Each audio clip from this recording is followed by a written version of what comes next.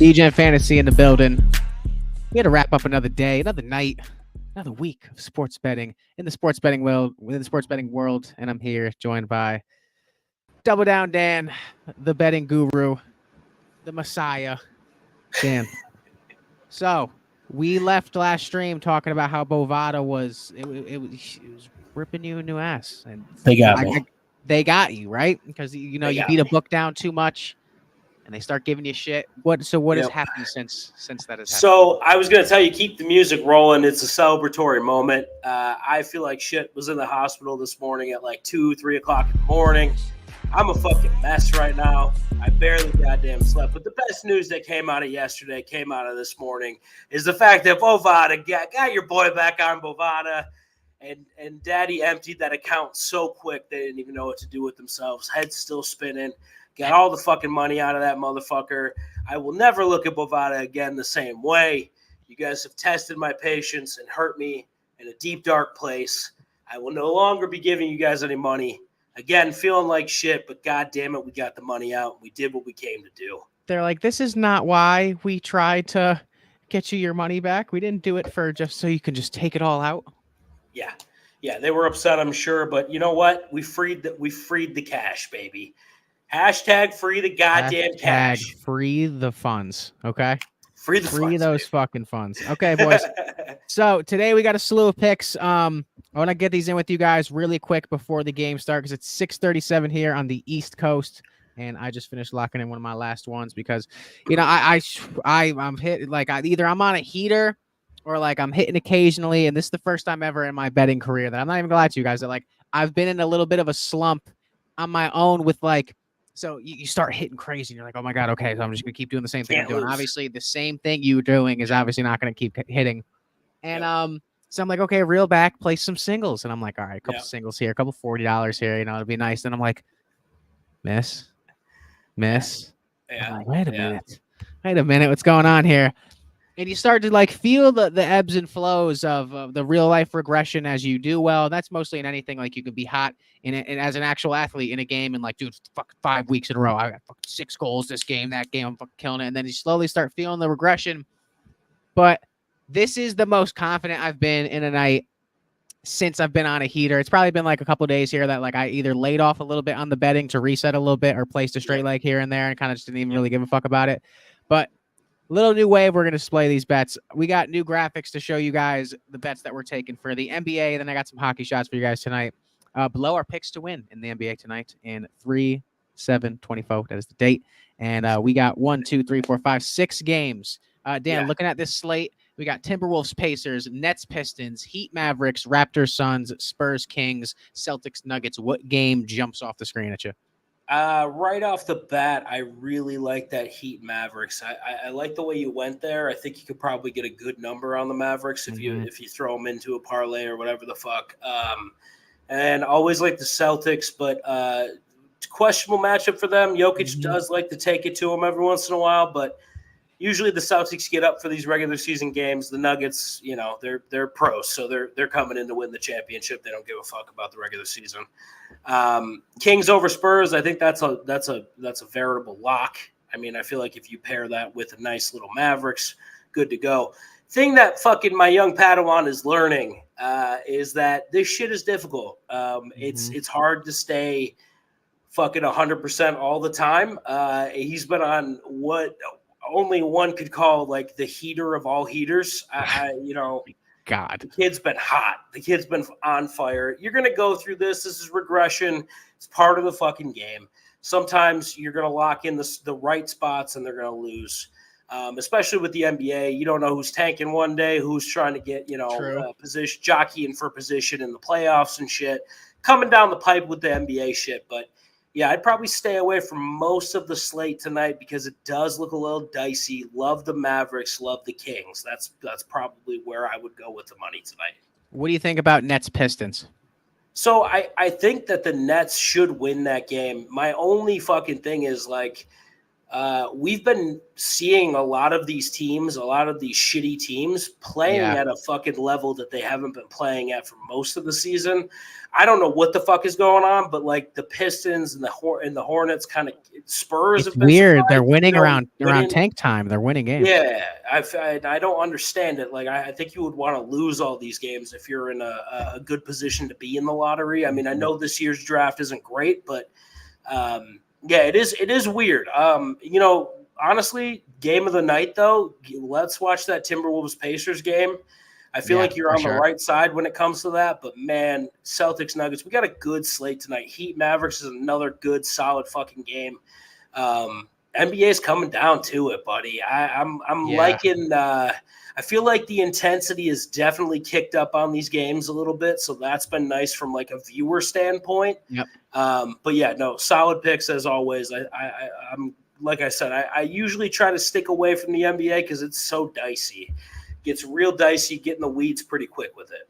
So speaking on dicey, like approaching the NBA, bless you. Thank you.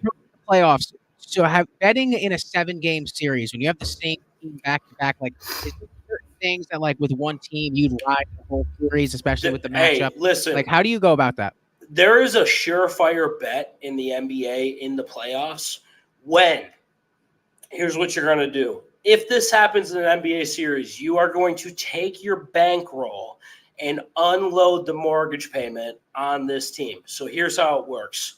If a favored team in the series loses the first game at home, they will win the second game at home. Mm-hmm. Like it's like a 90% clip. They have to. One, they have to. So you can, but two, the NBA does have ways to maybe, let's say they're going to push the game towards a certain team. Mm-hmm. Okay. Listen, the Celtics, if they're down fucking 0-1 in the first round, let's say they got a tough 1-8 matchup, they lose the first game. You are going to bomb the Celtics. Spread, money line, any way you can get them on your card, you're going to get them on because 90% of the time that bet's going to hit. So that's the spot we're looking for. We're looking for favorites coming off of a home loss that you fucking pound the fucking favorite the next game. So because one, let me walk through this real quick. One, the spread is going to be lower. You're going to get so much value if they lose that first game because now the book's like, oh shit, this is a weird fucking spot. You're going to get a lot of value. The money line is going to be deflated because a lot of the public is going to be on the other side, especially if like a fucking 8 is beating a 1. Like if an 8 beats a 1 in the first game, public's going to jump on that 8 because the public loves it. They love an underdog story. They love the fucking underdogs. So that's the spot we're going to go to. That's why you go to that spot. And you'll see it in these playoffs. If we have a fucking spot, like if the Nuggets go down 0-1, the Celtics go down 0-1, we are going to unload everything we have on them. Yeah, it's a spot where when basketball, that 0-2 deficit is really, really tough in the NBA, especially if you're the home team. It's a real deficit. It's any sport. It's any sport, though, with home court advantage, because if you lose home court advantage early in a series, one, the momentum is nowhere near your side. And two, so say if it's fucking the Celtics and let's just say the fucking Heat. Say if the Heat win the first 2 games in Boston, then they got to go back to Miami and they got to steal one of those home games to even be alive, or they get swept out of the whole series. And that's how quick the series can just teeter. Exactly. And you'll notice, like, the away team is only trying to win one of those games. Mm-hmm. That's it. They're going to give ultimate, they're going to hustle. They're going to fucking jump. They're going to be diving on balls. Usually you can bank on them to try to steal 1. So if they steal that 1, they've accomplished their goal. That's all they came to Boston to do, is win 1 game. That's it. Because now you're set up. It's 1-1 going back home. Odds are you're gonna do better at home than you will on the road. So would you be more likely to bet an underdog to win one of the first 2 games in either game 1 or game 2? It would be game 1 for me, because usually if you're an underdog, especially if you're a fucking like a heavy underdog, you're going to come out and try to punch the other team in the teeth like right away. You're going to go at them. You're going to foul them hard. You're going to play real hard. You're going to you're going to do everything in your power to swing the series in your favor. So generally, it's game one that I'm going to bet on these fucking shittier teams. Yeah. They're going to come out hot. They're coming out hot. Yeah, so for NBA playoffs, make sure you guys subscribe and tune in. We got a lot of people in here. If you have any questions or comments, drop them in the chat. Playoff time, I feel like, is a huge advantage to be able to target because you narrow down the variety and almost like the probability of certain things because you have that one matchup, you have that favorable matchup, especially like riding a player too, like not to use the Heat again, but like prop wise, like a Jimmy Butler, like it's playoff Jimmy for a fucking reason. So if you can, especially, so also tailing into that, if you're going to target a game 2 matchup for like the home team to win, if it's a player on that home team that they need to play well to secure that win or they are fucked, like a Giannis Antetokounmpo or a Nikola Jokic who has to lead the way. There's ways you can tail into that too. I'm assuming their line probably jumps a little bit more. Do you think it would jump higher or lower based on a loss? Well, it depends on what they're going for. But yeah, no.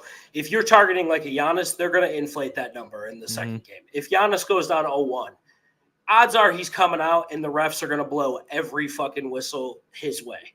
Because there is a rhetoric for the NBA. Like, you don't want to see a 1 seed get blown out. You don't want to see a 1 seed lose every fucking game. You want it to be a competitive series. You can go back to the early 2000s, to the 80s, the 90s, whatever the fuck you want to go back to.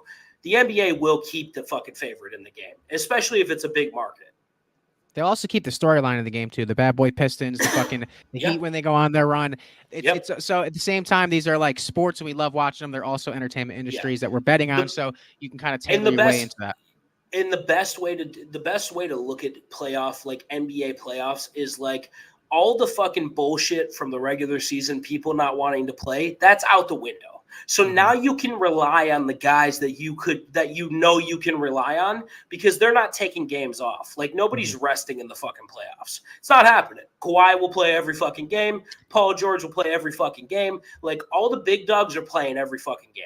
So you can rely. The stats become way more reliable. Another thing too with injuries and having big games like that. So if they have someone, so say if you're up 1-0 and you have someone who's kind of banged up and you're probably going to lose that second game maybe already, you can afford to sit your best player who rolled his ankle to give him one extra day.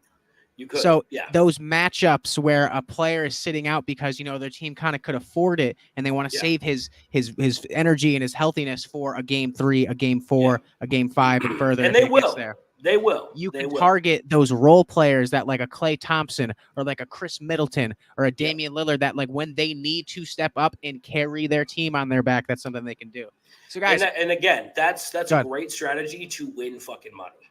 That's it. Like you're looking, especially when you're playing player props, you're looking for the matchups. If the matchup's there, you gotta fucking unload. You can't be afraid to fucking be like, hey, this is the script that I think is gonna happen tonight.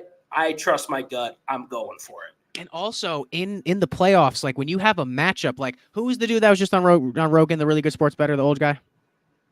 Billy Walters. So Billy Walters was talking about how he would send people on planes before there was really a lot of access to the internet to go get the local newspaper so he can coaches from the day, the beat reporters, to really get like the insight. He'd literally buy someone a flight just to fly to Baltimore to look at a paper and find out the news before anyone. But that go ahead. Sorry. That point being said is if you have a matchup and say a team loses the first 2 games and you hear an interview where you hear, okay, coach is saying that they need to pick it up. They need to slow things down. A different strategy can play into different players better. So that's such a huge edge because they're changing the matchup against a team you already know they're going to be facing in a matchup where you already know kind of where they're going to be leaning towards, and to tie it all together. Say if it's like a game where it's like, we really got to slow it down. We got to get to the line. You know, Jimmy Butler is going to be getting to the line. You know, Jason Tatum's going to be getting to the line. So if there's, I'm excited for the NBA playoffs. I'm excited for it to bet on it. And I'm excited to really. So what happens? Like, how do you feel it goes when it starts getting later in the playoffs and it's like conference finals? Like, is there a change in your strategy? I think that there's a clear fucking edge when it comes to the first and second round.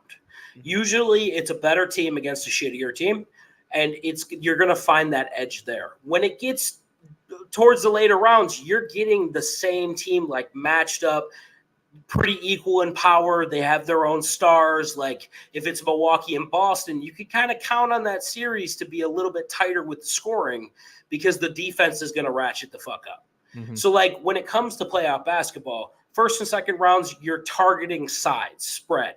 Those are the teams that you want to be on. Hey, Celtics are favored by 8 over whoever the fuck they're playing. We're going to ride them because they're the better team here. And usually you will get that. The best thing about playoff basketball is like you get round 3, if the total's fucking 200, take a little stab at the under there because it's usually not going to go that far. Listen, people like to control the pace of the game in the playoffs. Shooting gets a little worse and fucking defense ratchets up. Mm-hmm. So that's what you can count on in the playoffs. So realistically from like rounds 3 through the finals, I'm looking at like totals. I'm going under. I'm going to see where the line's inflated there. If a point spread's too fucking big, if you're looking at the Heat, plus 12 against the fucking Celtics, might have to fucking take a run at the Heat because usually they ain't losing the fucking game by 12. Mm-hmm. So there's all sorts of strategy when it really comes down to it. It's all about the matchup. It's all about the information that you have. And like you heard it with Billy Walters on that interview with Rogan. This dude spends $1 million to $2 million on R&A, just research into his bets to keep his fucking edge. That is if you plan on making this something, very important fucking interview to listen to. Rogan knows nothing about betting, so he doesn't really give you much, but that's actually good for this context because you're watching Billy. Like you're watching him and how he operates.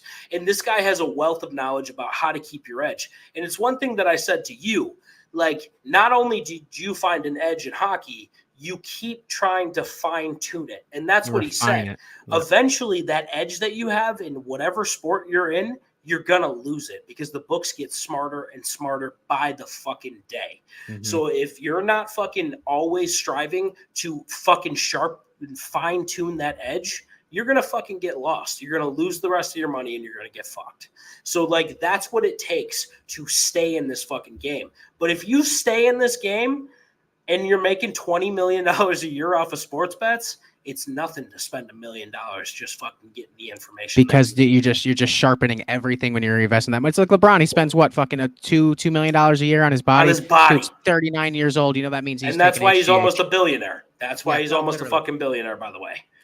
He's spending, about $500,000 on PEDs, but it's not a big deal. He's staying in the fucking game, baby. I'd rather have LeBron stay in the game on PEDs and have him retire like Jordan in fucking Washington. Agree. Real quick, because we got like 5 minutes left here, we're going to keep on basketball. We got some basketball topics. We're going to talk trade deadline, talk Cavs and stuff, and how it's going to affect sports betting as well. But you have a couple minutes here to lock in our 2 wins for basketball. So make sure you take a couple of these if you'd like. If you disagree, you can totally fade them and tell me to go fuck myself. Or also hop in literally through NHL. I've been hot on hockey picks for the majority of the past year. So what I'm looking at tonight is Stamkos, Crosby, Hischier, and Pasternak. I'm a little hesitant on Pasternak tonight, but I like the matchup. Sid versus Ovi. It's going to be a matchup where they both want to see who's got the bigger swang.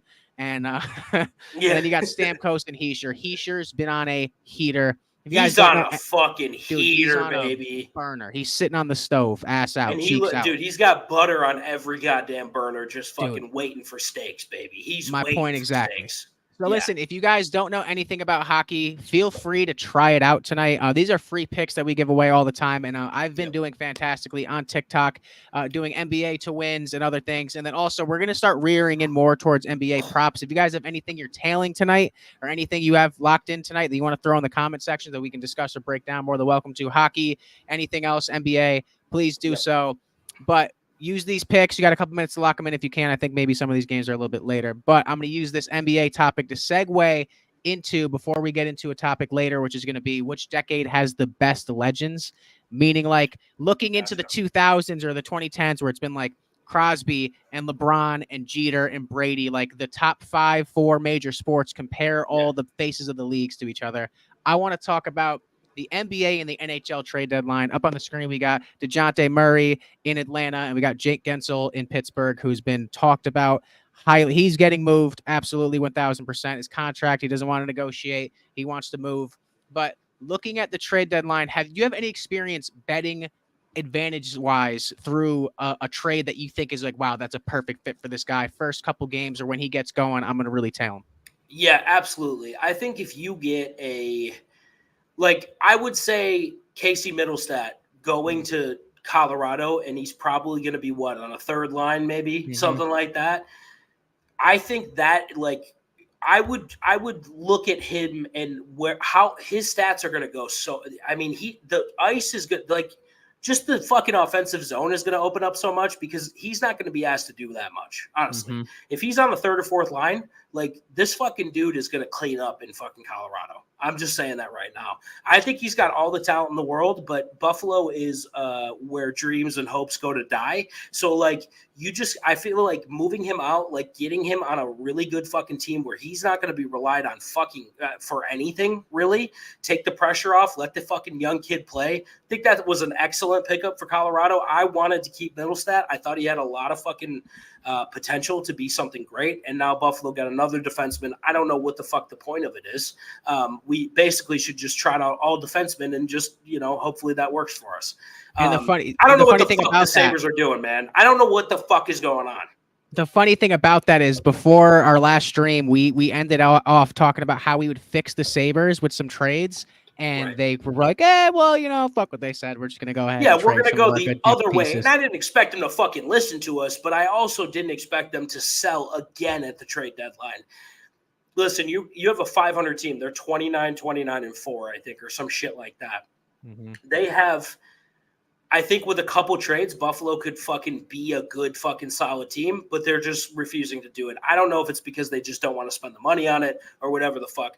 I don't really give a fuck. But yeah, it's just another trade deadline that's going to fuck Buffalo. And coming off of a fucking another fucking thing, the Bills just fucking cut half of their fucking players. It's just a shit show, dude. We in Buffalo shot. We're fucking done. Buffalo was $40 million. The Bills were $40 million over the fucking salary cap coming into this offseason. So they got rid of every good player that we possibly could get rid of. So we're fucked when it comes to that. I would expect Stephon Diggs to be on the move too. Just little insider information from a couple people that are in the know in Buffalo, Stephon Diggs is probably gone before the start of the season. So just watch out for that. He'll show up and he'll win a Super Bowl with the next team he goes to. But yeah, so I'm reeling right now, man. In the hospital this morning. I'm already upset because I'm sick. On top of that, both of my teams are pieces of shit, and now I got to get rid of the good ones. Yeah, just get rid of every good player that we possibly could, and bring in nothing in return. I'm fucking reeling. But yeah, let's go over this NBA shit. Best thing about NBA trade deadlines is you'll get a lot of fucking stars moving. The NBA is the only league that has stars just fucking moving. Dude, the NFL doesn't trade at all for straight up players. It's always a player for picks. Player for picks. Always picks. Always player for picks. It makes the deadline not exciting. But how familiar are you with DeJounte Murray's game? I'm very familiar with him. They thought he was going to be this next, him and Trae Young were going to get along. But what you're looking at is two ball-dominant guards that can't play together. And Trae Young is taking a hit, and DeJounte Murray's taking a fucking hit.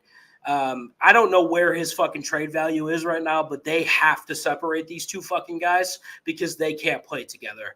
I don't know what the fucking Lakers have to offer. I don't know why I'm not sure on the Lakers, but what are they going to get? They're willing to give. So apparently they're talking Lakers who are believed to be willing to give up D'Angelo Russell, Jalen Hood, I don't know his last name, a first round pick with Russell to the Brooklyn Nets and Spencer Dinwiddie's expiring contract. I think that's a really weak package. I would look for somebody else, but yeah, I wouldn't trade with the Lakers. They have literally nothing to offer. They just don't.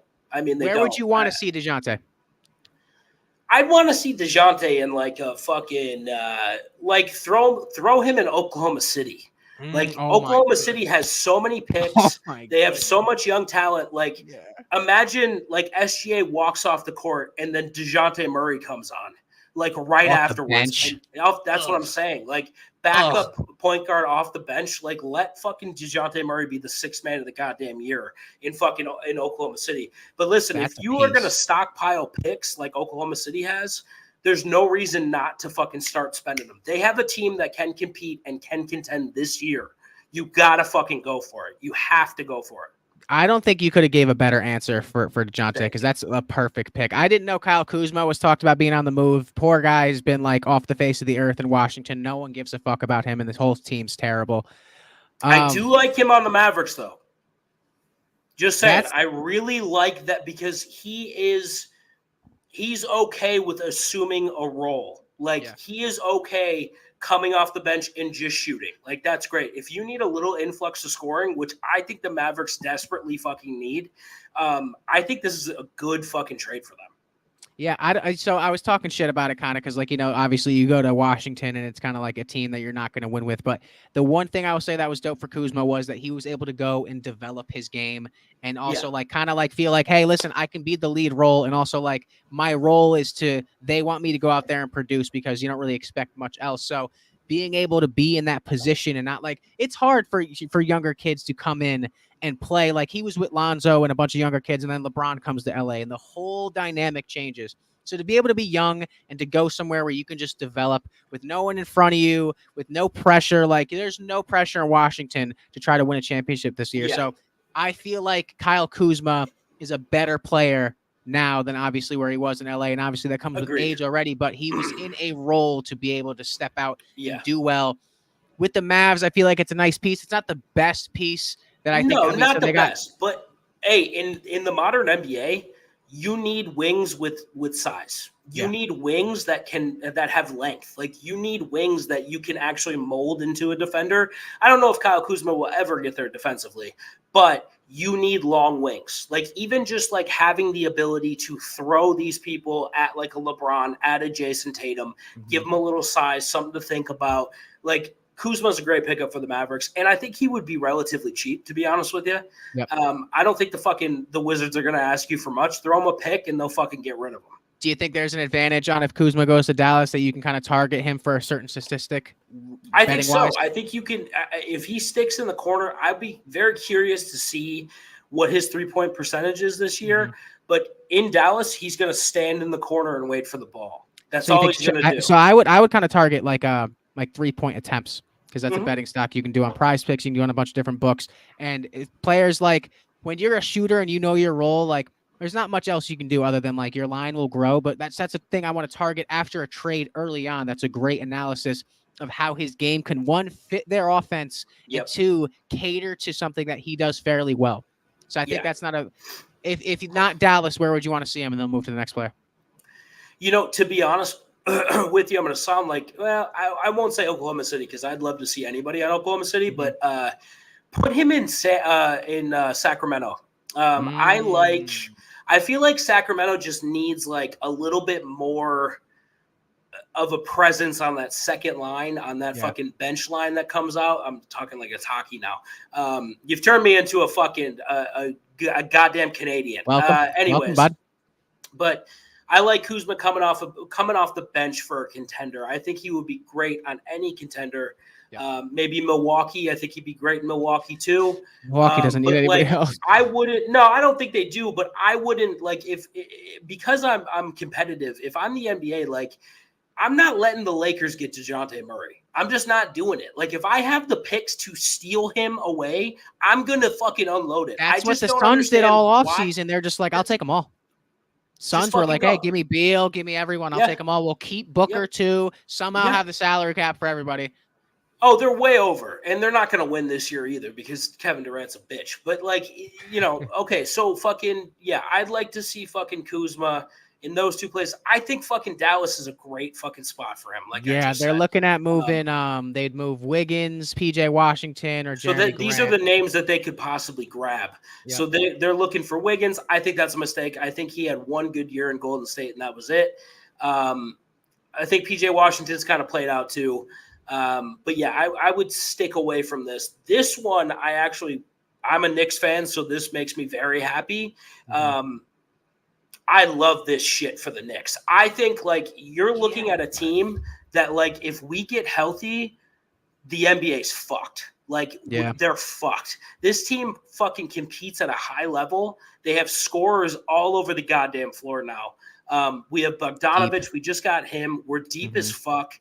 Like if we get healthy all the way and we're going into the playoffs, you better watch your fucking dicks because this team is going to be a fucking force in the playoffs. And I love it even more with Bruce Brown. I wanted them to get Bruce Brown for a long fucking time. Fucking bring them in. Scroll down a little bit. Let's see what they're thinking. Dude, I'm just surprised that like they're already like they traded with them already this year so far, and they made a huge deal. So like they're just gonna swap teams, and Toronto's gonna think they're gonna get better if they're just gonna take the exact same team and swap. They're looking at Raptors for a fucking first round pick. That's it. Fucking send it, baby. Get rid of it. This draft sucks anyways. Fucking run that shit real quick. Yeah, no, he looked good. He looked good with Denver in that title run, and we just need more scoring. So, like, the more scoring you add to this fucking defensive juggernaut that we have, good luck, buddy. Brunson, DiVincenzo, and Josh Hart, and then adding the 6'4" Brown to the mix might make the team dangerously small. But he and the aforementioned current Knicks are all big players, and they play big time in big games.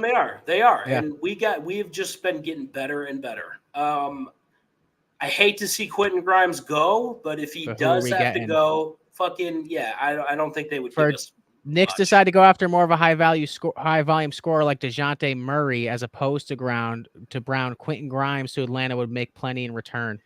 I would listen to me. Woo! I would fucking shit my pants if we got DeJounte. I would shit my pants in excitement. I don't know why I chose that as excitement, but like I would be so stoked if the fucking Knicks fucking got DeJounte Murray, and I love Quentin. I think you're a great player, but I would drive Quentin Grimes to the goddamn airport if that means we get DeJounte Murray. I would fucking set him up a nice housewarming party in fucking Atlanta, and I would make sure that he has all the finest bitches to fucking make his fucking return to Atlanta be great. Get him out of there quick. Dude, get him out. Fucking send it. Just fucking get him. Fly him the fuck out. But real quick. So say you get DeJounte. How do you think that him and Jalen would mesh well? Because Jalen's very ball dominant as well.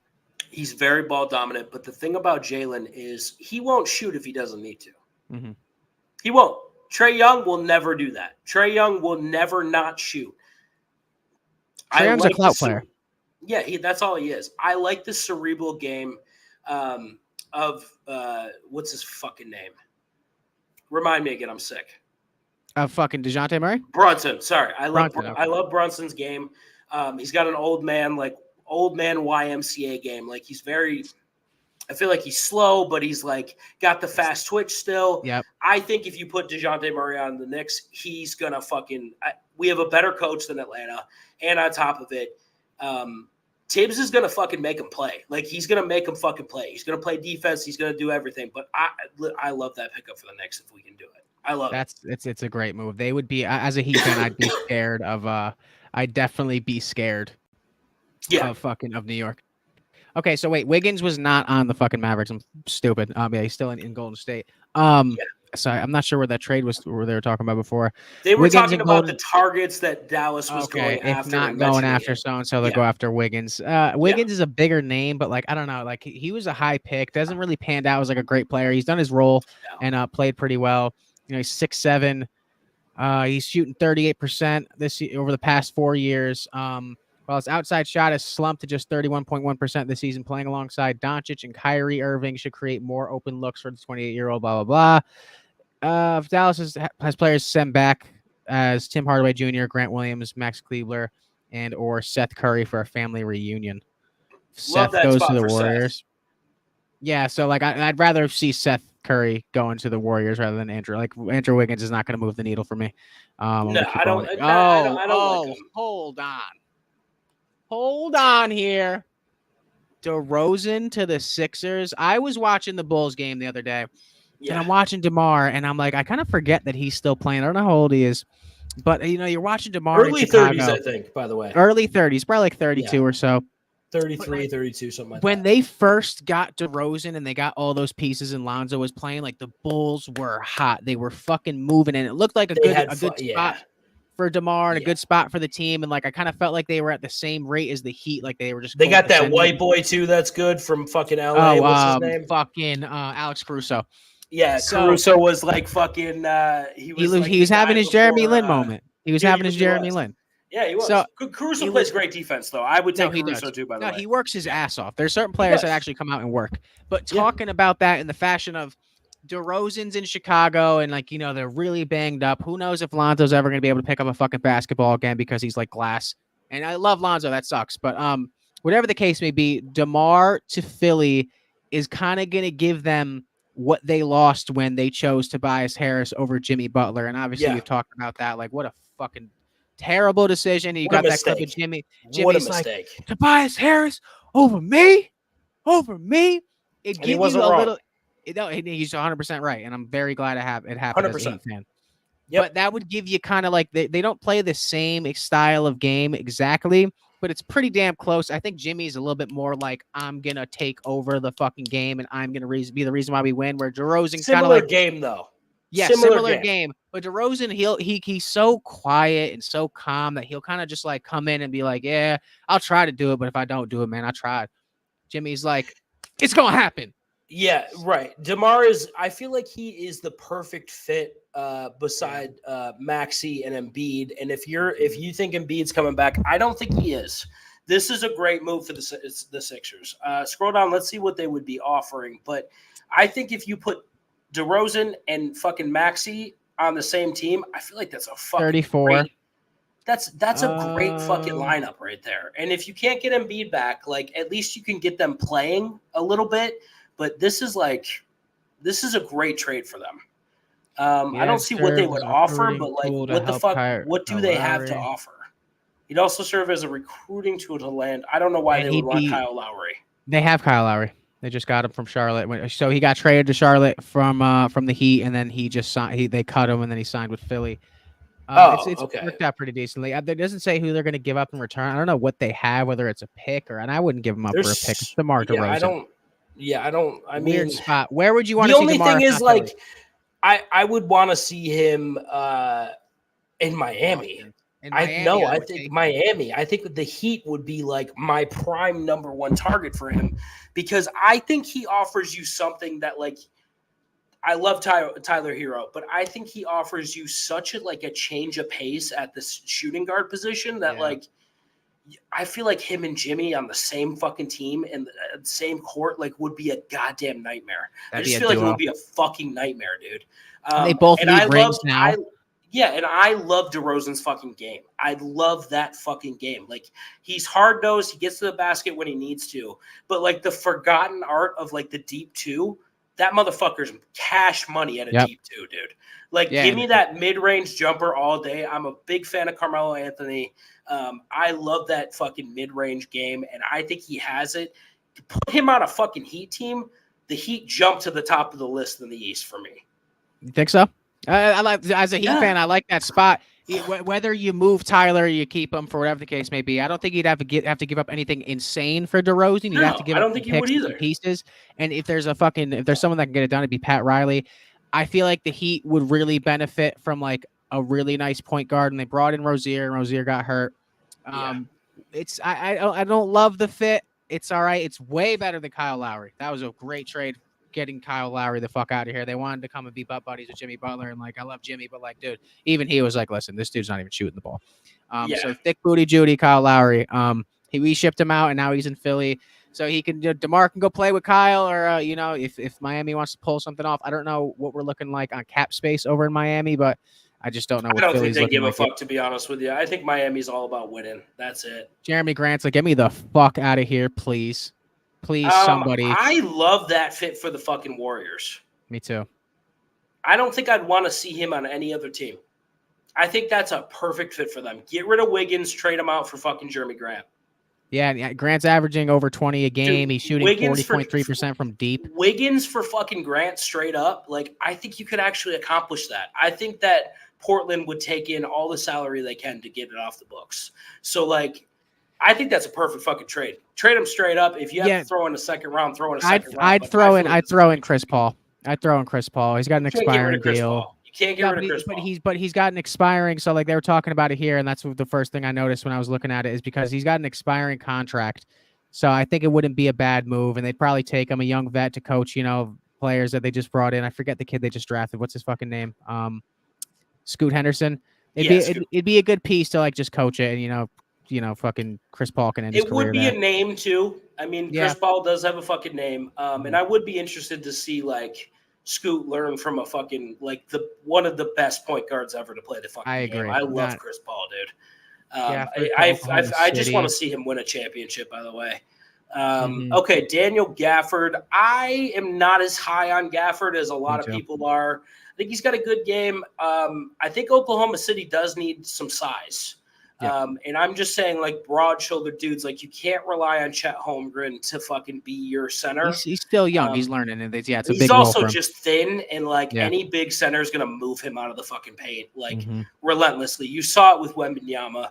Like Yama fucking smacked the shit out of one of his shots the other day. Oh, it was fantastic, dude. It was The great. height It was battle. great. We were on the wrong fucking side, but yeah, it was great. I would take Gafford in Oklahoma City. I just don't think this moves the needle for me. Mhm. I know you need the center, but like bring fucking Murray in. Like get a fucking DeRozan in. Like let's get some Oh fucking my God, they got DeRozan. Dude, that's what I'm saying. Like you have Holy. so much money and so many picks. Like just fucking send them out. Yeah, it says Gafford would give OKC another big man to call on should they run into players like Jokic, Davis, Cat, Right. Sabonis, and others in the playoffs. Holmgren is going to need breaks. They're right. From the because dude, that's a lot to fucking do. It Holmgren is. cannot handle Cat. Caruso's Yeah. being shopped too. Bulls are the are Bulls selling this is house? a fire sale for this is the Bulls fire sale right here. Goddamn, whoever wrote this article is like on the money. I love Caruso to the Kings. I think give me a white dude that tries. Like I'll fucking roster the fuck out of him. He's the definition of a sweat. He is just a fucking ball. Like he is a baller. Like he will do everything that your star player does not want to do. He will jump on the floor. He will fucking sacrifice his body. He is a defensive juggernaut. And I think he's an offense. Like his offensive game is actually pretty solid. So yeah, love this pick. I think they should try as much as they can. Sacramento needs this guy in Sacramento. You need Milwaukee's a guy looking at that's him too. give up everything. I would hate to see that. Yeah, me too. Caruso could be the perfect backup to De'Aaron Fox. Yeah, no, I like honestly. There's no complaints here. I think that'd be a nice fit. We got Malcolm Brogdon to Orlando. Orlando is not bad this year. They look good. No, Paolo's fucking. I think they're like the 4th seed in the East, right? Yeah, no, they're hooping. The East is strong as fuck. What conference do you think is stronger, East or West? It's tough to say. Like I said, this is why we're going to add 2 new teams in the next couple of years. There's so much talent in the NBA. It's so hard to fucking decipher who is the better conference. Right now, I'd probably lean a little bit more towards the West than I would the East, just because Jokic is in the West, and I think he's the best player. Jokic is in the West. The Suns are fucking stacked. LeBron's still somehow garnering still got a team Curry. that can win. Yeah, dude. Like, you have the West is so strong, but the East is getting there. The East is getting there. East, it looks like they Bogdan. just. Yep. Or Bojan, we already have him, so I don't know what this might be a little bit old, but good solid fit for the Knicks. I love that. Been a good pickup. If we can get healthy again, we'll be good to go. Malcolm Brogdon really doesn't do anything for me. I don't know if that's like the best use of your fucking use of your money, use of your picks. Gonna have to give up some picks for him. That's all Portland's gonna want. I don't know. It doesn't really move the needle for me though. Yeah, so I know we got a lot of basketball fans in here, so I'm going to segue away from the NHL trade deadline. Obviously, we'll do a whole video recap on it for the NHL fans that are in here. NHL-wise, the main name right here is in the bottom right, Jake Gensel. We'll talk a little bit about him later. But, yeah, a lot of moves you can make at the trade deadline, a lot of advantages to be able to bet on. But one thing I wanted to touch on that all sports fan can agree on is which decade, and this is a fun question that I feel like is not spoken about enough, has the best, faces of the league.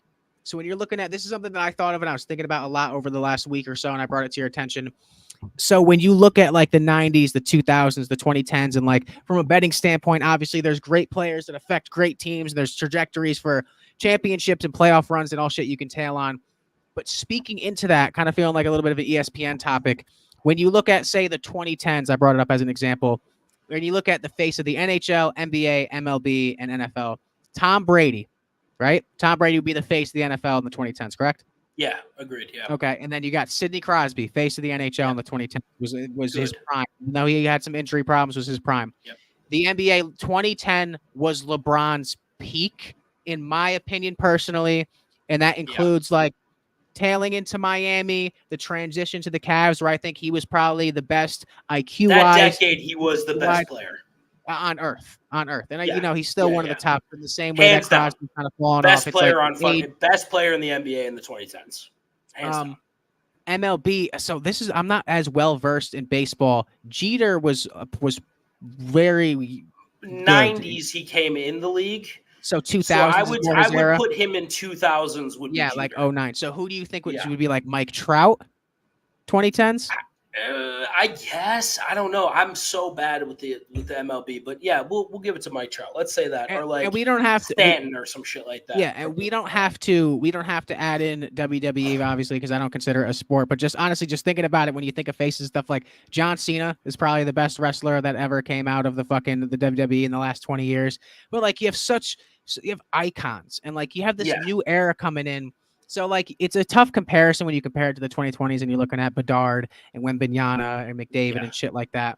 Because you're just going off of potential at that point. It's potential. Obviously, it's new. There's some, but I tied in Bedard and Wembanyama into that era because I'm not going to do the 2030s because that's kind of going to be their time, which is so weird to say. 2024, but 2020s, like you got McDavid and you got fucking Giannis and Luka. Austin Matthews too. Austin Matthews. You got fucking Patrick Mahomes. Like it's like let's just start there. 2010s or 2020s, like NFL. Who has the edge? And that's a tough debate. You don't have to open the debate who's better, Mahomes or Brady. It's Mahomes. Like in the 2020s, it's Mahomes. Like that's just it's early. It's only 2024. That's but like why it's Mahomes. It's Mahomes. I mean, hands down, right now, it's fucking Mahomes. He's the best. So actually, I think you probably expected me to go older, but I think the 2020s. I would say the 2020s has like the most potential for the most game like altering players. Yeah, I agree. Never seen a prospect like Wembanyama. Never seen a prospect like fucking Bedard. Never seen a fucking prospect like what's his name in fucking god damn it. What sport? Dude, I'm so sick right now. I'm sorry. It's okay. But anyways, you've never seen prospects like these guys before. Like you've never seen a 7-foot fucking center from fucking France that can dribble and that pull fucking, up and fucking plays like a goddamn point guard. Like the fucking talent now is so, and these kids take care of themselves. Like that's why I think like the 2020s has the most potential. And I think that we're gonna look back on the 2020s as like, holy shit, we took a jump in talent from this point. I feel like in the early 2000s, like you had LeBron, but like the talent level in the NBA, talent level in the NFL was kind of low. And then we're getting into the 2010s, starts building up a little bit more. And now I just feel like you have stars fucking everywhere. Goes to show like how like players coming in and playing their best basketball and showing leagues how to market a player and showing brands how to sponsor a player and build them up. So like whatever the case may be, LeBron opened so many doors. Brady opened so many doors for players like this to come in and become legends. But also, guys, if you're watching, throw some errors or some names in the comment section if you want to tail into the conversation. But also, so like the Mahomes Brady one, it didn't have to be a whole debate about who's better, but just breaking down the era, like Mahomes being so young and having that time and the potential. And obviously he's shown so much. It was kind of an easy answer because you kind of got, you got Brady's whole career laid out and Mahomes is right there on his tail so early into his career in the 2020s. But when you look at somebody like Sidney Crosby and Connor McDavid, I personally, like, I'm going to let you answer first because I'm a Penguins fan and that's what I grew up on. So I'm kind of biased, but also at the same time, like when you look at championships, like the difference between Brady and Mahomes and Crosby and McDavid is you kind of saw so much out of Mahomes winning wise, aside from points, aside from fucking being the best player on the field. And Connor McDavid right now is the best NHL player on the face of planet Earth. But when you're comparing like the eras together to who's better for their era, you got to go Sid based on rings. Would you agree with that? Yeah, I mean, easily. Until McDavid proves that he can win one, I don't think that there's even a discussion. I think I remember when Sid came into the league, it was Sid or Ovi. That was like the biggest fucking debate. The NHL really hadn't had that much star power before that moment. And it like when Sid came into the league, it was like a big fucking deal. Like everyone was like, holy fuck, this kid's going to be the next great one. And I think he's fucking delivered, which I'm not a fucking Pittsburgh fan. I goddamn hate most of the teams from Pittsburgh. But, like, when he came in, it shifted Yeah, the NHL conversation. And I I think, totally like, agree. I love McDavid. I think he is the most talented player right now. But I also think that, like, I just want to see it for a little bit longer here. Like, I want to see I that got a you great can question win. for you. Go for it. So talking about that, and like, so obviously you can do the same with LeBron and the Crosby. Like LeBron, Yeah. obviously, like no one's touching LeBron era wise. But Yeah. also as we transition, you said newer eras, like even from the 90s to the 2000s, the 2010s, like the talent level, like AI coming in and doing what is to now today an average crossover in the 2000s. Everyone's like, yo, that's his move. Holy shit. Yeah. But as the talent has gone over the timeline, so has competitiveness. So when you look at like McDavid's competitiveness and like, I don't know if I'm going to say Giannis, but like certain players' competitiveness, like it's such a weird transition when the talent's there. You think to yourself, like, if they were as locked in, and that's weird because the 2010s era kind of helped with that transition. Because when you're talking 2000s, Right. it's because like that 2000s and the 90s, like Jordan and fucking Kobe, like I those think were the that's 90s and peak the competitive era. competitiveness. Yeah, Yes. that's it. It's peak. It is. It's the peak era for competitiveness. You're right, and that's actually a fucking like a solid fucking point. Like you're watching the talent go like this, but like the competitive level go down and down And the and down and weird down. thing about the competitive Yeah. level is when you're in a generation with social media, and like Yeah. I know it's weird to tailor it into sports, but you look at where social media kind of originated in the 2010s, and as it's transitioned and everyone becomes so soft and opinionated, you Yeah. kind of see these athletes follow suit that like, I can't be mean and I can't like have a little bit of hate to fuel my game because like it's the opinion era. And what if, I know they don't think like this, but like they have PR guys in their ear, like I mean, you how you might, walk, how you dude, you might talk. be surprised what they fucking think about. They probably like you're being fucking broken down to every level. Like every mistake you've made, every stupid tweet you fucking tweeted, every fucking post you've ever posted is like there for scrutiny. So like you have to be this manicured, like finished, polished package by the time you're fucking 19, and that's like impossible. Do you want me to give you But an like, example? 1 second, I Go would like if I think right now, if a dude came in the league and was like, fuck you to everybody, I feel like that would be the most popular fucking player on any fucking sport on any goddamn Can you team. name a If player that's close to Wembanyama that? came in and was like, you know what, LeBron, you could suck my dick. Like, I think people would lose their shit. Like, they'd be like, dude, I love Wembanyama. Like, he's a fucking dog. I want fucking competitive. I want the fucking dogs. Like, I want the guys that are going to come in and be like, no. He's not the best player in the league. I'm the fucking best player in the league. And everybody needs to know that. It's That's a what I want. weird era of it. So like tailing into like an example of that. First off, the closest player I can think of that actually is like as close to that as possible is Jimmy Butler right now. And I know I'm a Heat fan and I kind of dick ride him a little bit, but at the same time, it's just the facts. Like Jimmy Butler, you see him, whatever the case, it's my favorite player on my favorite team. But that dog in him. But like I think it's such an opinionated era that you know how when like someone gets dunked on or someone like really breezes by someone with a layup and they do that fucking they put their knee up and they're like, he's too little. He's too little. I think that's something that's going to get taken out of the league in a few years because someone's going to be like, well, that's discriminatory or that's mean towards people who are short. And that's what I'm talking about is shit like that. Like, I feel like players, they go out there and they play and they get their money, but like the heart kind of gets stripped from them when you have to fight. Like there's boundaries that you have to stay within, which kind of sucks in that circumstance. Where like you think Reggie Miller going like fucking like this is like was fucking incredible for sports, and that's an iconic fucking moment. And it's weird because everyone's gonna start being like, you wouldn't get it now. So before we go into like, obviously we're talking about competitiveness and shit. Like, let's get into that competitive era because you got to help me build this out because I grew up. I was born in 1998 and I grew up going into the 2000s and the 2010s and the 2020s, but I wasn't really cognitive as much for the 2000s. And I did not. The only thing I know about the 90s is what I've watched. And I'm a huge sports fan. So I've gone back and I've watched the old fucking Mario Lemieux clips and the old Jordan clips and Mike Tyson and all that. But I never watched it live. Help me build out the 2000s because like in that era, 2000 for like the NFL, who's the face?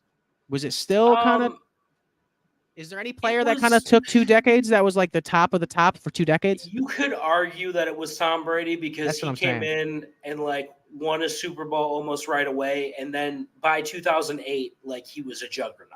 So you could argue that the 2000s, 2010s were Tom Brady's like fucking decades. Like That's you could argue that. incredible for 2 decades of, And that's why teams. he's the best quarterback of all time. But let's like, tailor that hands into down. would you give the 2020s if you subbed out all the younger players to LeBron, scoring 40,000 points and winning maybe a championship or two? He won one in 2020, so that's about it. Yeah, Would you give it to LeBron? He'd have to be in the conversation just think if because he got of one how more chip? great he is.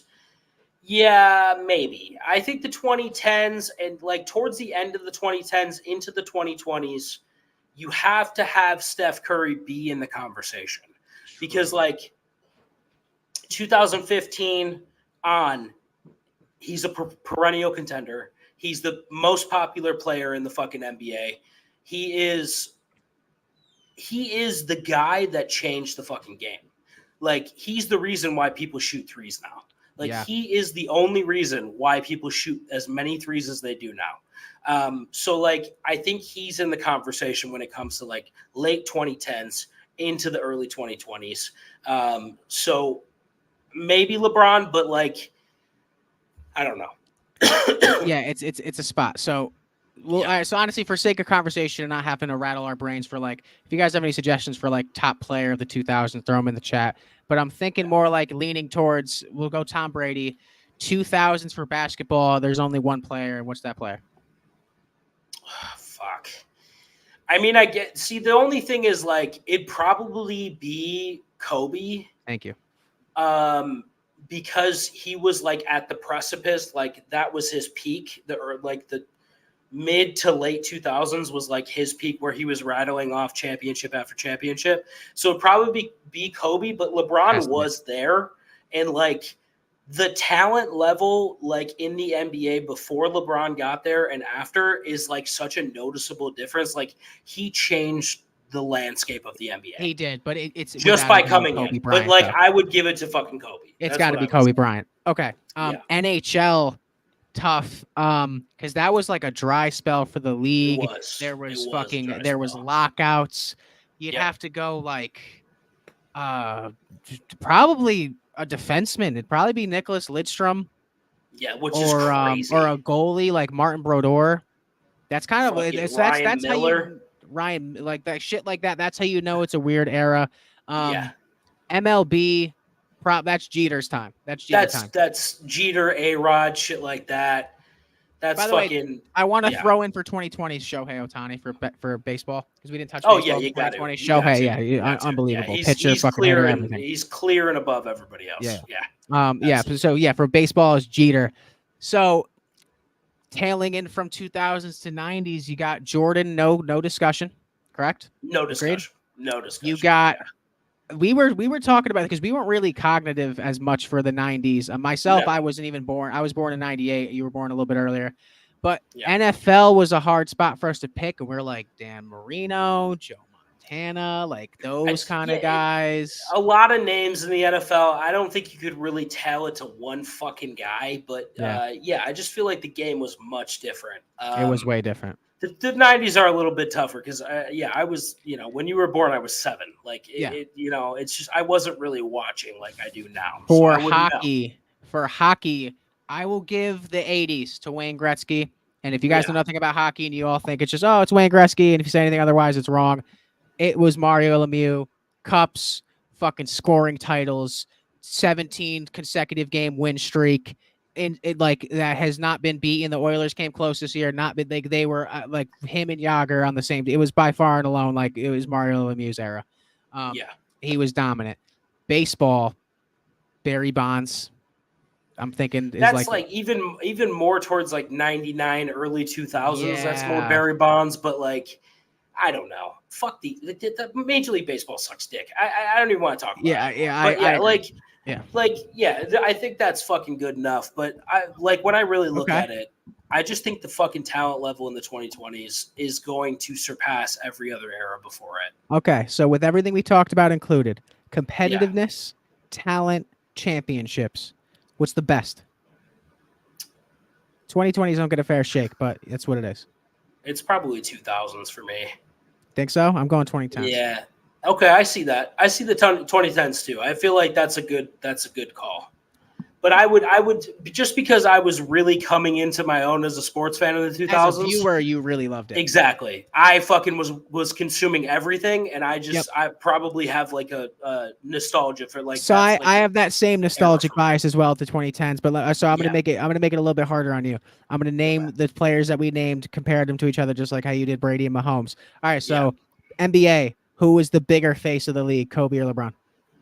It was Kobe. It was Kobe, Shaq. They were probably like above. Wow. LeBron okay. At that point. Okay. I'll give it to you because in that era, for LeBron, he's going to Miami. He doesn't really have a chip. Then he goes back to Cleveland. So I'll give you that one.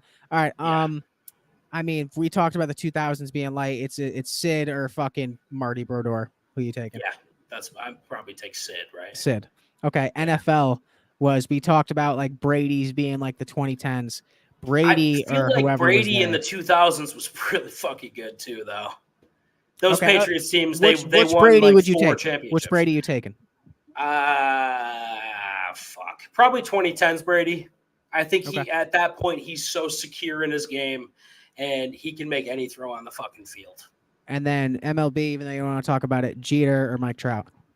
So in the 2010s, it would be Trout. In the 2000s, I actually would put it more like Barry Bonds, Mark McGwire, Sammy Sosa. So you're saying Jeter doesn't have an era? Home runs. So what's Jeter's era? He's not the face, though? He's not the face? I don't know if he is, because Barry Bonds launched 77 home runs in the 2000s.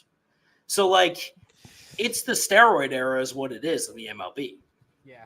That's all it is. It's the steroid era. Like, I don't know if Jeter he's a hit first, like, contact hitter. He's not launching home runs. And, like, when it was happening, Barry Bonds, Mark McGwire, they were the biggest fucking stories in the MLB.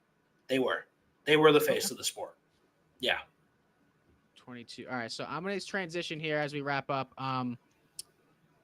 So the Cavs just came off a crazy, and that was a fun segment. It felt more like ESPN talking about it. I'm going to pull this clip up here. It's got 19,000 views. And I'm going to tail into, so the Cavs were playing against the Celtics, and they were down 22 points in the fourth quarter. In the fourth quarter. And they come out and they somehow win this game. And we're going to react to it live on the stream. Let me pop this up for everyone to see. Let me find somewhere real pretty and nice to put my cameras. No. We got to display this, baby. Okay, cool. Perfect. And I'm going to go full screen here as much as I can. Cool. So let's get into this reaction. I'm going to skew into, we'll start a little bit here in the fourth quarter, but Dean Wade fueling the way back for the Cavs. I mean, he looked like he looked at Kansas State. He was great in college. But he caught fucking fire, man. And it just like I think he hit like 4 or 5 straight threes or some shit like that. But like they started feeding him the fucking ball and he was going. Boom. Give me that 3. Do you think the Celtics let up? Yeah, I think they did. They didn't know what the fuck was happening. They're like, who's this white kid hitting all these threes? Boom. Nice drive. Yuck. A little up and under. Cavs are fun to watch. Here's another 3 from Wade. Give me that. Yak 'em. Great fucking form. Great White Hope. That's an odd number for Great White Hope. Yeah, it's a fucking horrible number. Dude, the NBA with 3-pointers and how you can, like, if this was the 90s, this game is over. Yeah, this game's over. Big board. This is one of the things with the fucking Celtics. They go ice cold sometimes and they can't hit shit. Yeah. And like nobody can get them out of it because they're still shooting threes. Dude, for fucking Darius Garland's such a huge piece for this team. I love Garland on this team. Mitchell's huge. I don't know if he played this game. Dude, they are airing out. Yeah, call a timeout. Fucking cut the lead to 10. Quick comeback too. Pick and roll in the paint. Give me that. Yuck! Give me that. I'd never buy his jersey though. 32 for a basketball number. Horrible oh fucking my goodness. Number. But man, the kid can fucking ball. He looks like a science teacher. Where is he? Garland. Feed kick him. out. Give Dude, me look it. at that form. It looks like Max Strus. Dude, he's stroking got a it out fucking there. J. There's Travis He's got a Kelce. J. Another one. Oh Give me it. my goodness. Down by 3. Took him 5 fucking minutes to get there. Wow, this is incredible to watch And the live. Celtics just go ice cold. Here's Porzingis playing like a center. He's like, I just got it in somehow. He didn't know how to get the fucking ball. Dude, imagine being at this game right now and you're like Cavs fan. Oh, my God. He set up. Corner. Oh, my Wade was goodness. on fucking If fire, I was a dude. Celtics fan, I'd freak out. Yeah, you got Dude, they got a lot of shooters on this team. Yeah, they It's do. huge for them. Wade Wade again. Give me God, it. stroking it. What Jesus a fucking Christ. shot, dude. What a fucking game, dude. It's a good team. Jared Allen, Donovan Mitchell, Darius Garland. They got some shooters. They got some shooters. This is Donovan Mitchell's not even in this game. I know. Okay. Porzingis is a huge pickup for them, honestly. Yeah. Remember when he was in New York? I I know. loved him in New York, dude. Weird number 2. Always thought he would be better than he was, man. Injuries kind of plagued him, you know? Yeah, he got fucked with those. Shout out to Kyrie being like, listen, I'll be back next season. Yep. And he wasn't. Wade again. Kid had the game of his fucking life. This next play was a little controversial. I think it was a good call, but Tatum, double, splits off again, double, fader. I think he fell on that. I think he was a nice dive. So I think they got the call the right way there. Play the game with the refs. Yep. Did they go to OT and lose? No, they didn't. The refs looked at this call and reversed it. Yeah, it's I good don't think it acting was job. a foul, honestly. That's great defense. Why, he got up kicked under out him? his leg. He kicked his leg out. Look at him kick out his leg. He kicked out his leg. That's not a foul. That's not a foul. No, it's not a fucking foul. Smart move by Tatum, though. I've seen a lot of players use that. But that was great defense. And he kicked out his fucking leg. That's what happened. And they reviewed it. Honestly, I like the NBA reviewing these, especially in clutch moments. If he hit that, you think they review it? If he hits that, you think they review it? No, they don't. They just let it roll. But yeah, you can't let that go. What a fucking comeback, though. The Cavs, I think, lost the next night, but they were getting it was a good comeback. They were getting dubbed by 22-2 and literally stormed back, raining threes a la fucking Steph Curry, Klay Thompson, Jordan Poole, Splash Brothers fucking tandem era. Yeah, absolutely, man. Crazy. Fuck. How deep do the Cavs get in the playoffs? Probably first round. I would assume they get bounced. I think so. Second, maybe. I don't think this isn't a championship contender. I don't think. But maybe. I don't know. I don't trust them as much as I trust other teams in the East. Right off the bat, I'd take the Celtics, the Heat, the Knicks over them. I just think they're going to have a tough time in the playoffs. They're built for a run, though. I'm not saying they're going to get deep, but first off, I'm going to pull up the standings real quick just to say if the playoffs started today. I just want to see kind of what the matchups would be looking like because we're coming close here down to the end. Let me pop this to the side. I'm going to go this side, actually. All right, what do we got? Standings: Celtics, Bucks, Cavs. Hold on. Cavs 40-22. I could have never pictured that. They're 640 over 500. They're 7. They're second place too. Yep, that's fucking nuts. Bucks. I'm not surprised they did so well with Lillard coming in, but 7-3 over the last 10. The Heat sliding up to 6, passing the Sixers. Thank God, 35-26. Heat have a scary chance to win tonight.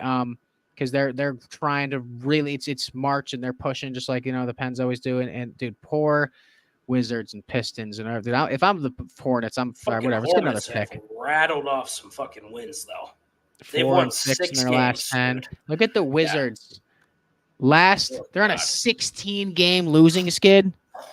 Holy! Get them the first round pick. Get Kuzma the fuck out of there. Get all the picks you can. Literally put fucking like a bunch of college kids that aren't even good in. Fucking just get tank and get picks. A lot of fucking parity though, dude. The Sixers are falling out. But I was gonna say, you think Sixers slip out? Yeah, they're gonna be done. They're done. Who takes their spot? Well, I feel like they'll get to like the 9th or 10th spot. And they'll still be in because the Nets are just so shitty. Nets It'll. are not a terrible team. They're not terrible, but they're just not like they're not going to do anything. T-Wolves. T-Wolves the best in the league now. T-Wolves. Celtics. Yep, they look good. Thunder, T-Wolves tied. The Thunder did so well with those picks. Yeah. They still got a bulk load. The Nuggets, I'm not really too high on the Nuggets this year, as in like a title run. Everyone's like, oh, the Nuggets are gonna go for 2. Like, honestly, my dark horse, which might not be a dark horse, but like to really get far in the West is the Clippers. Clippers look good. Clippers do look good. I think you got to wonder about the Pelicans. I think cooking. They're looking good, man. They're looking good, but like you have a lot of talent in the West. The Lakers are the 10th seed right now. Damn, what do the Mavs really need? They got Kyrie and Luka. They need more. They need scoring. They're not deep at all. Yeah, they're just not deep, man.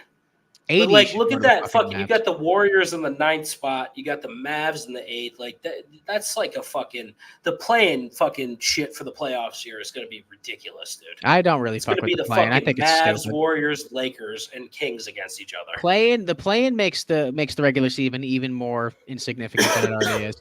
Yeah, it does. Blazers. This is why you can't piss it away. By the way. Yep. Yeah, finals. I'm going. Western Conference Finals, I'm going Clippers, Nuggets. Eastern Conference Finals, I'm going Celtics. I don't know if the Bucks can do it. They're very good, but yeah, I'd probably say it's either Celtics Bucks or Celtics Knicks, Celtics Heat, maybe. Mm-hmm. I'd love to see Celtics Heat, obviously.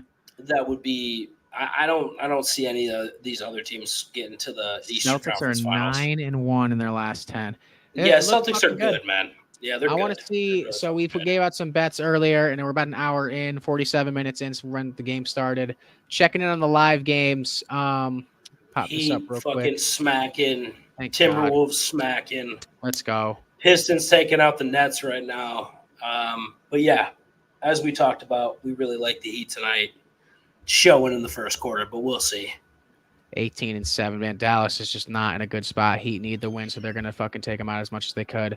Timberwolves, Pacers. That's probably one of the best games of the night. And then really quick, I'm gonna check out the NHL games. Let's see how we're looking, and then we're probably gonna wrap up here, guys. Appreciate all of you staying in here. We've had a lot of people in here for the majority of the time. Pens down. Quick on the fucking win there. Jesus Christ. Let's see the shots here. Heischer 4 hit. Bang. Alrighty. First period. Cash it. There's an easy pick I just gave y'all. Who else did I take? Let me see what Sid's looking at. Penguins. Crosby, he's got none so far. About 19 seconds left in the first. Real quick, I'm going to pop up who I took for shots to remember. It was Pasta Stamkos. Heischer already hit. Crosby. All right, so let me pop up that Lightning Flames game. Yep. Lightning and Flames. Let's see. Where's Stamkos' bitch ass? Stamkos has one shot. One in the first. That's not bad. We'll take it. And then Pasta's not playing yet. No, he is. Yeah, he's right there. He's probably got a goal. Pasternak's got a goal. Called it. One shot, one goal. Yep. Yeah, he does well against Toronto looking good too. So far. And he's already got a goal in the first 7 minutes, in the first fucking however many minutes of the game. I'm liking this so far. I want to see Sid pick it up, obviously, also to lead his way to a win because we need a win right now. But yeah, so those were picks that we gave out a little bit earlier, guys. And as I said, we're fucking humming per fucking use. And per use. We threw up Nico Heischer, and we said on a heater, cashed in the first fucking period. And I'm looking at Stammer and Pasta to really, really head over and fucking like. Stamkos is almost there. Stamkos has already got one in the first period. Yep. That's easy. One more in each period. We're good to go.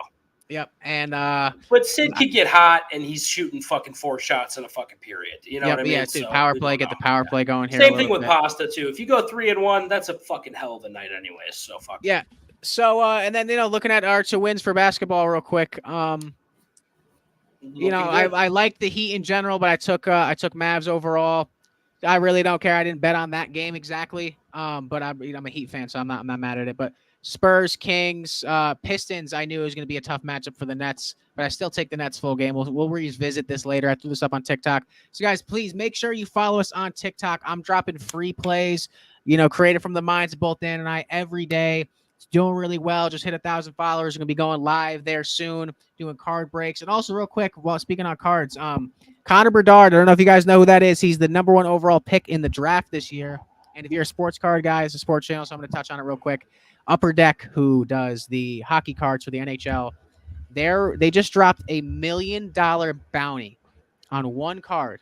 It's Connor Bedard's gold 1 of 1, and that comes out of a box of NHL Series 2 boxes.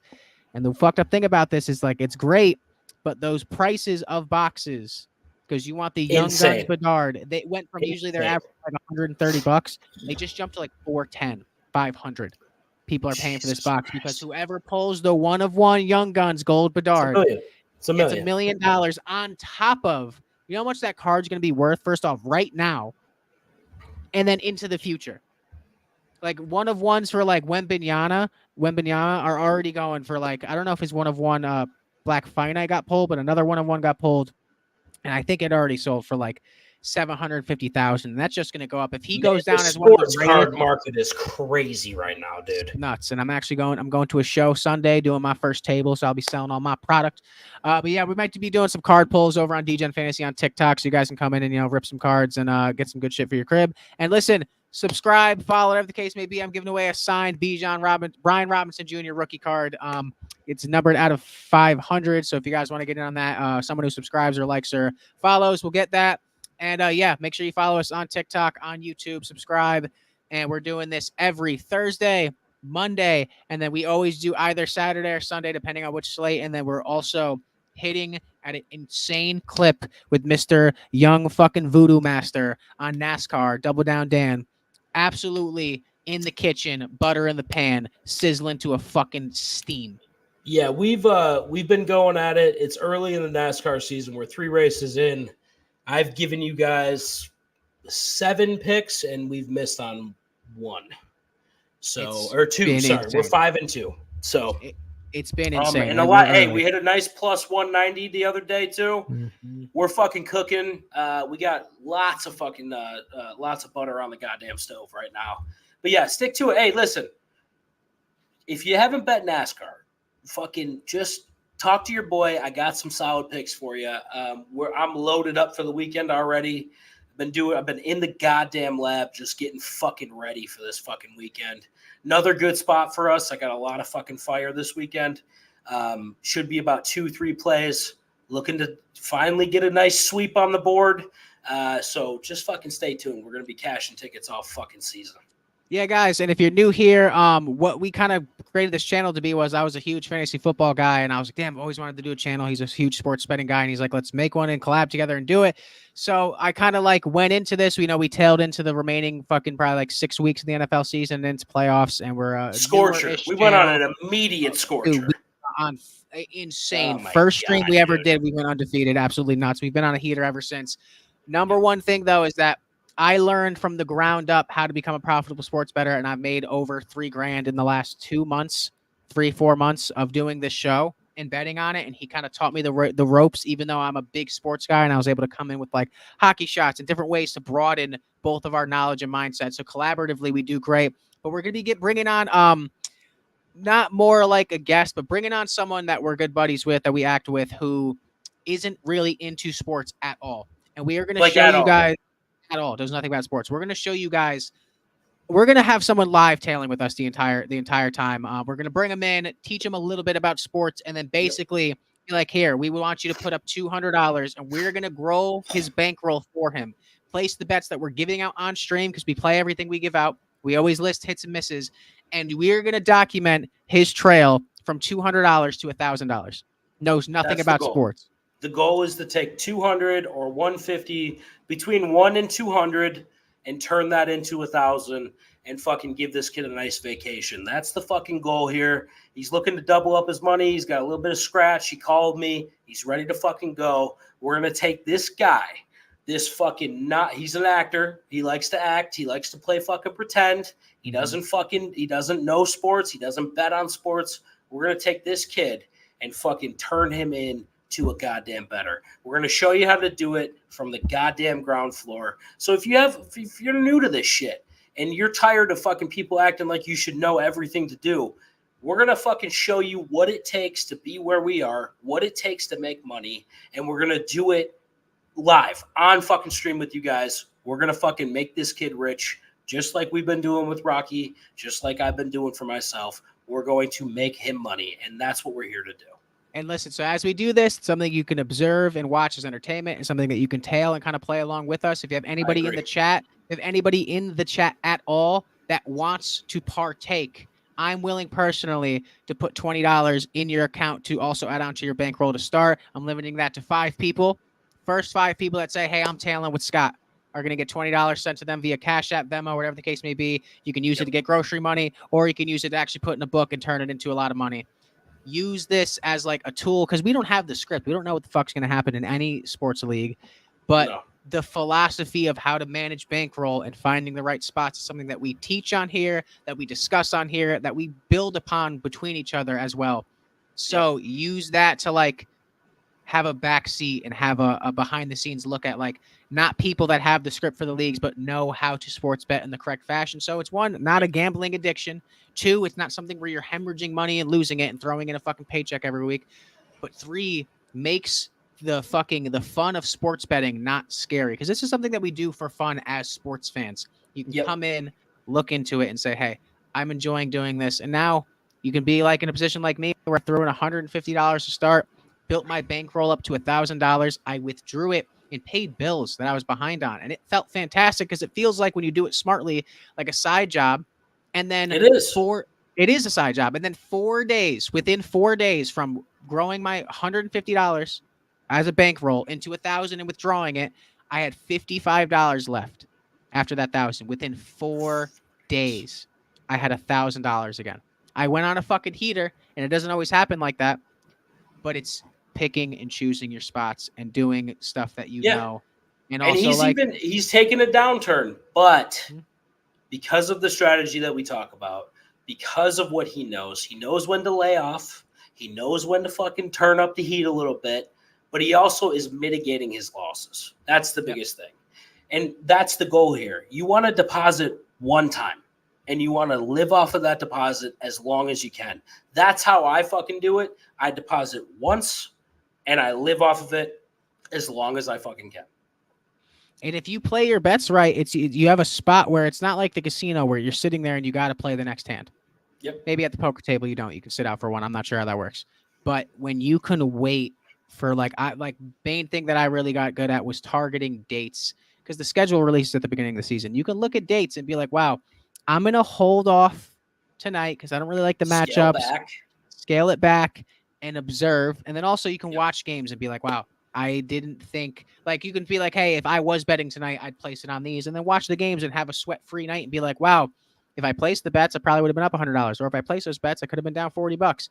You never really know, but it's all and you learning. Break down where you were wrong. Break down where you were right. It just helps sharpen that edge, baby. Every time it sharpens the goddamn edge. And main point I'm going to emphasize on that strategy is don't always feel like as you're learning sports betting, you have to place a bet to learn. Like, oh, I'm going to place this, and if it hits, that means I must be right. Take what you think, look at the board, and be like, hey, I like DeJounte Murray for 11 rebounds tonight. For whatever reason, you came to that conclusion. And then you write it down. You don't got to place it in. And then check the game, watch the game, and just be like, I was really confident about that bet, but didn't hit. Because on top of it, you're learning. And at the same time, you're not losing any money. So then you can get to a point where, like, okay, I've done my research. A lot of people just bet like, hey, game's on tonight. I like this player. Throw some money on it.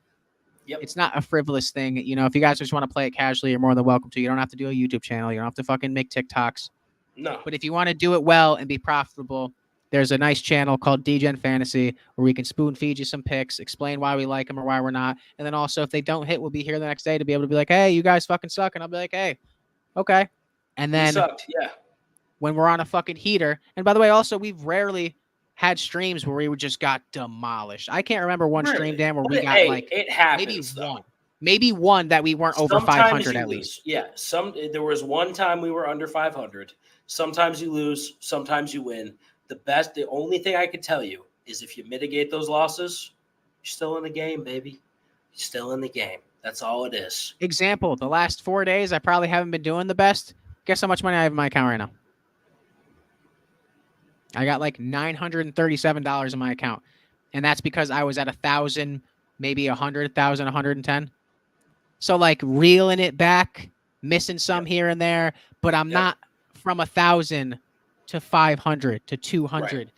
And then I'm going to slowly reel it back, play some singles start hitting, play some parlays a little bit more, find the Get spots that you like. confidence back. Start fucking trusting your gut again a little bit. Start trusting the edge. It's all about just mitigating the losses, staying in the game, and not fucking depositing. If you want to fucking gamble and you want to do it for fun, I get it. But it's so much more fun when you don't have to continuously put money into it. And it's not an addiction if you fucking win. I'm just telling you that right now. Nobody looks at you negatively if you're fucking cashing checks, baby. That's it. That is the truth. Win more than you lose, and you'll have a good experience sports betting. Goddamn and if right. you want to have some help, this is the literal free help. We're not charging anybody. We do this because we enjoy having a bunch of people in the stream like we do tonight, and it's fun to talk sports. If you guys are here and you're not really big sports betting guys, and you came for the fun conversation we had, we're going to do more ESPN style conversations like that. We mix it all in. Fantasy football guy, which I didn't realize that like fantasy football is a form of gambling. We're going to be here nonstop every week, Monday, Thursday, and on the weekends. Not even up until a date, but we're definitely going to be here for fantasy football, going hard as well as continuing everything else we do. So it's your boy Rocky and Double Down Dan. If you hear me on any other streams, go through my whole list of nicknames because I hit so many bets. Everyone just keeps throwing me different nicknames. And sometimes I'm Rocky Prop. They call me Rookie Bets. They call me Chef Rocky. Do you know why? Dan, do you want me to enlighten? Why do they call you Chef Rocky? Let me ask you that. Go ahead. I'll brief y'all real quick, and I hope you're delighted to hear this answer. So when you're placing a bet, when you're in the sports betting world, you got to get in the kitchen. Turn the stove burner. You don't turn it on to medium heat. Turn that bitch on full blast. You smack a nice Put that apron on, baby. Put that apron on, baby. Every time you place a bet and you're about to go into the night of watching some games, that's where the butter meets the pan. Okay? Goddamn right, and if baby. you don't got something on the stove, you're missing out on money. And let me tell you, I've been turning this stick of butter that I drop in the pan almost every night when I find a right spot. I've been turning it into whatever I need. Dan, what was I talking about earlier? My windshield wiper's a little squeaky, right? Yep. You know what's about to happen? I'm about to hit the bets I placed tonight because they're already looking great. And I'm going to turn that stick of butter into a brand new pair of windshield wipers. And guess what? That's not even going to be close to anywhere near my bankroll. Having expendable funds, enjoying it while you're doing it, it's a great spot. That's the fucking goal, baby. Last story. Dan, when we started the show, what did I say? We're in the dead of winter. I'm like, it is fucking cold in my house. I don't got central heat. I don't got central air. I'm in this podcast studio that we have for our NFT project, and I'm like, I'm freezing. I placed maybe 3 parlays. Bang. First month in, bang. Let me tell you, I had a space heater, and this is a true story, in my podcast room and one in my kitchen, to the point where I had to start unplugging it so roommates wouldn't leave it on the whole night. It was toasty in this house, and that's how I knew I was on a heater, a literal space heater.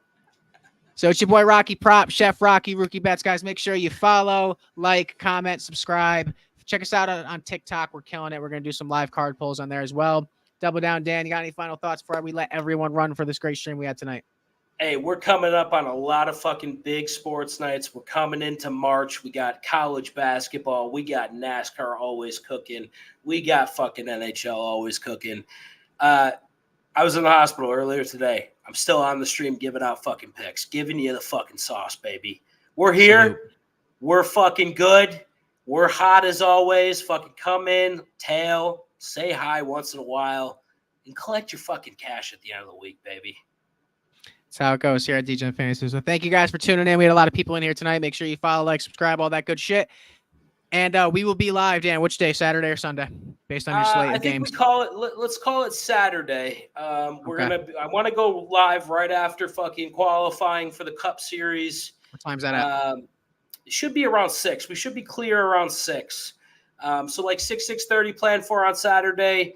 Get your fucking plays in before that Saturday night. Go out, get tanked, Sunday, chill at home, collect your fucking cash. There you go. Couldn't have said it any better myself. I'll see you guys on Saturday at 6 p.m. Eastern time. This has been your boys over at Degen Fantasy.